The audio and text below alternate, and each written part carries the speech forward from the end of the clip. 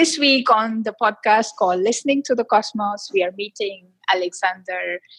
Please introduce yourself. Hello, my name is Alexander Haber. I'm a postdoc working with Mark Alford in St. Louis at Washington University in St. Louis.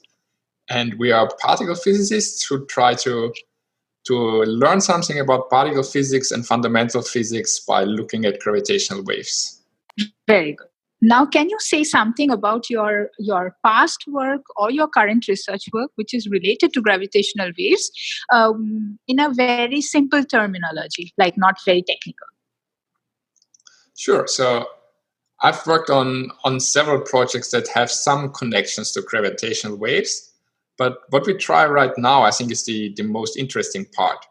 So when you really want to learn, not just observe gravitational waves, which is already a big improvement, a big feat, then you also have to if you really want to learn something about fundamental physics from observing gravitational waves, you need a lot of theory behind it, and you need to perform some simulations and actually try to guess what you're going to see. And then based on some physics, you can simulate it and compare to what you see on the sky.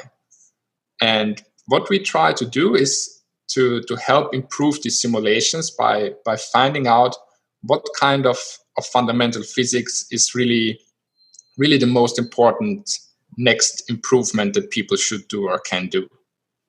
So for instance, let's say we have two neutron stars and they start merging. So you can imagine these are quite heavy objects, and once they start touching and merging, it's quite a violent event. And they shake a lot, right? They're vibrating, they're oscillating.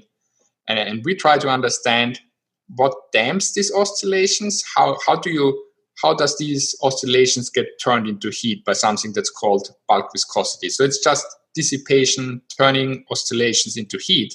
But this is really connected to the fundamental interactions within the star, and we try to understand that. Excellent. What are the upcoming exciting projects that you have in mind in relation with gravitational waves? So we have several projects running right now together with our grad students and other collaborations. So one thing we're looking at is many of these things that have been computed in the past in neutron stars. A neutron star is, for our terms, quite cold. Of course, we're still talking about millions of degrees of Kelvin, but for particle physics, it's actually quite cold. So most calculations in the past have been done for this cold kind of matter, and we really try to see what happens in a neutron star merger where everything is much hotter and much more violent. So we try to improve on these calculations by including these high temperature effects. And for instance, most people know about neutrons, and a free neutron decays after a couple of minutes. But this changes quite a lot once you go into this dense and very violent environment. And we try to understand how this also relates to this damping that we want to look at in nuclear matter. Very nice. Okay.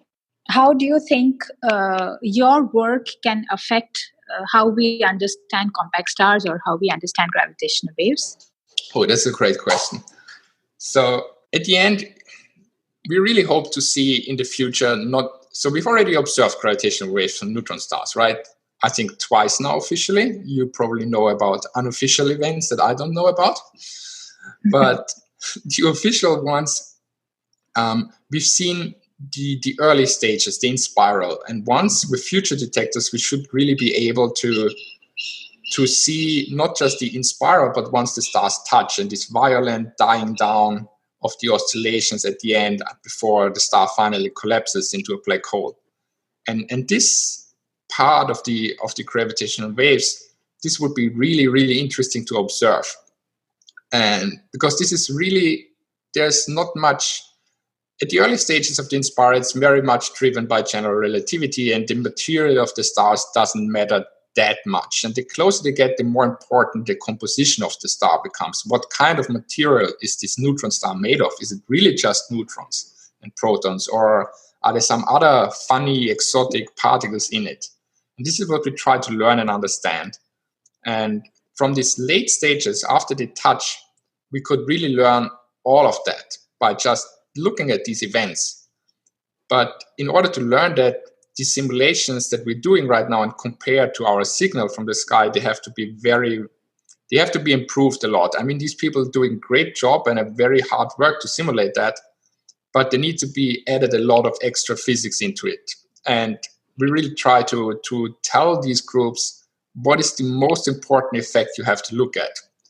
And if we can do that and they can incorporate this in their simulations, I think our understanding of particle physics could really drastically increase once we observe all these extra signals in the future. Great. So you think the 3G detectors like LIGO-India could play an important role and benefit your community? Yes. So, I mean, there are two general ways how we can learn much more in the future. And one of them would be third-generation detectors with better sensitivity. I mean, just seeing the later stages of the inspiral would be huge for us. But the other way to learn more is by just seeing more events. And with the very first event, GW170817, we've been super lucky because we have not only seen it in gravitational waves, we've also seen it with traditional light. That's what people call an electromagnetic counterpart, right? So in order to be able to do that, you need not just one gravitational wave detector, you need many of them. Because, of course, it's nice to say, hey, there's a gravitational wave passing right through me right now. And then you tell the observatories, hey, can you look at the sky and find this gravitational wave? But the sky is pretty big, right? It's not that easy. And if you have more detectors, you can really pinpoint the area in the sky where this happens, and then tell observatories, hey, look exactly there. There's something happening right now. And if we have these electromagnetic counterparts in the future, this would be the second way to improve our understanding drastically. And this gets just better and better with more detectors.